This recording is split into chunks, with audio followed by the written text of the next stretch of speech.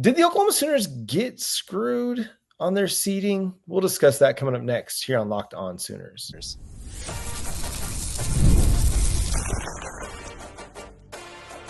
You are Locked On Sooners, your daily podcast on the Oklahoma Sooners. Part of the Locked On Podcast Network, your team every day. Thanks again for making Locked On Sooners your first listen every single day. Shout out to all the everydayers out there tuning in and subscribe to the show wherever you get your podcast. The Oklahoma Sooners going into the NCAA tournament as a 9 seed facing the UConn Huskies. And if they win that game, we'll have to take on the Florida Gators, the team of the week. Yeah, I kind of feel like Oklahoma got okay, look, beggars can't be choosers, right? We got into the tournament. We should be happy with that. But at the same time, feel a bit better if they gave us a 10 seed, maybe an 11. The opportunity to win like 2 games into the tournament, or even maybe be on a golden run and get hot, possibly win a third, knock somebody off and get a third game in. But, man, they really set Oklahoma up to where you play UConn and you're immediately got to play one of the top teams in the country. Mainly because all of the number 1 seeds and, honestly, the number 2 seeds are really good this year. This is a year where I can't even say any of them are actually bad. From St. John's to Tennessee, Alabama, Michigan State, they're all really good basketball teams. And then Auburn, Duke, Houston, and Florida, they're good teams. So, I guess to me, I don't think it's awful, but I think they could have threw Oklahoma a little bit more of a bone in comparison to what they threw them against with UConn. I'm just happy to be in the tournament at this I point. know, Vegas can't be choosers. I know. When I saw that they got a 9 seed, I was actually kind of shocked that they got seeded that highly, because I felt like they were going to fall in that 10-11 range. But that kind of brings me to a question. Would you have preferred they get a 12 seed play-in game versus a 9 seed? I would have. So I would have liked them to got the 12 seed that wasn't the play-in, because those do exist, like a Colorado State where they're playing against Memphis at the number 5, or they could have snatched up Drake's spot at number 11. They're playing against Missouri, something like that. Probably would have been a little bit better to me, but we definitely did not get a spot that wasn't all that great. Yeah, because, or say you get a 12 seed, or get number 13 with Grand Canyon, and then you have to play Maryland. If you win that game, you face the winner of Memphis, Colorado State. That's just a bracket below you in your West Regional. That, to me, that's a different road than having to face UConn, then Florida.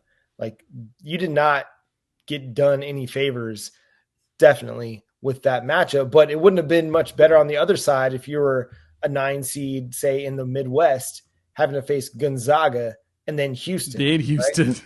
Or that's what I mean. Or say you're the 9 seed in the East. Then you face Mississippi State, who you beat, and that's a winnable game, but then you have to face Duke. That's what I mean. Yeah. 9 feels like I think that we were good, but we should have been number 10. Yeah.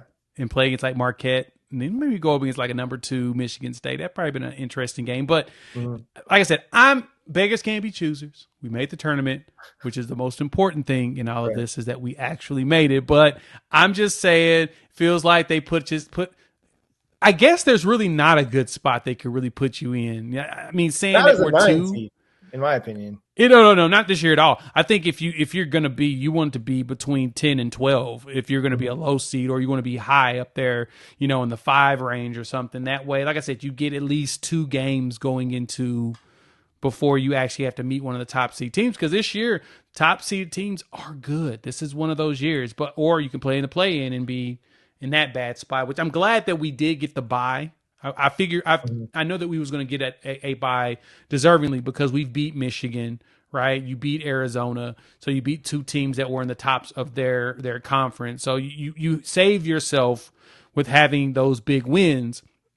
But yeah, you're in hopes of getting a little bit more favorable, positioning. But hey, like I said, Vegas can't be choosers. We just be happy where we're at.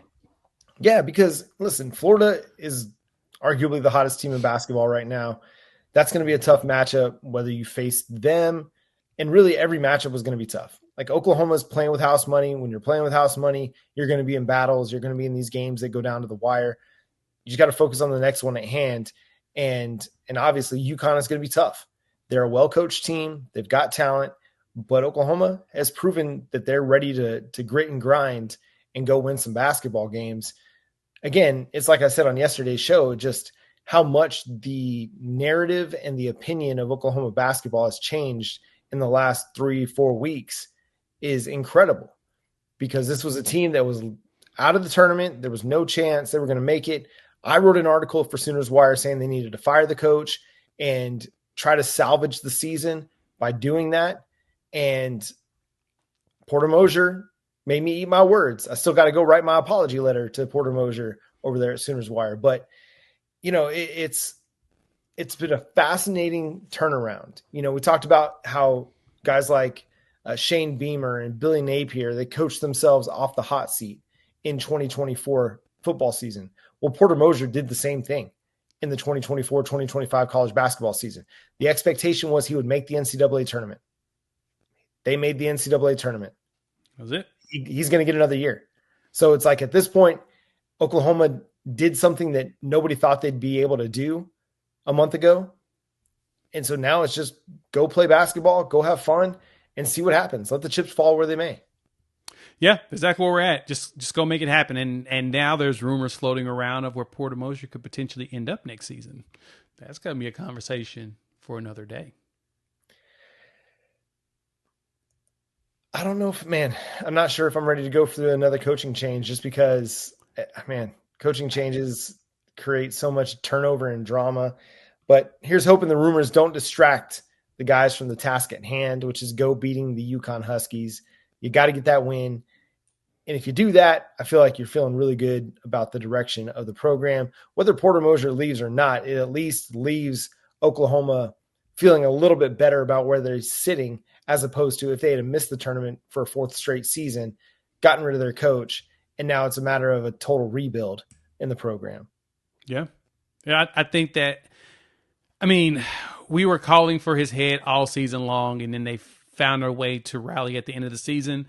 I don't know if I want to go into next season feeling the exact same way of a lot of wins and then us pushing for him to be fired just for him to rally at the end of the year and get back to another 20-win season. I think at this point, we've hit our limit. We've got our first NCAA tournament bid with him, which is always fantastic, but it's probably best that we, enjoy the ride now and then let him go get that job at Villanova.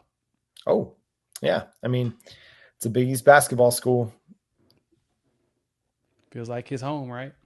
Feels like see what happens. Yeah, we'll see. One thing is for certain. The Oklahoma Sooners had a terrible offensive line in 2024. It ain't going to happen again in 2025. Let's discuss coming up next here on Locked On Sooner.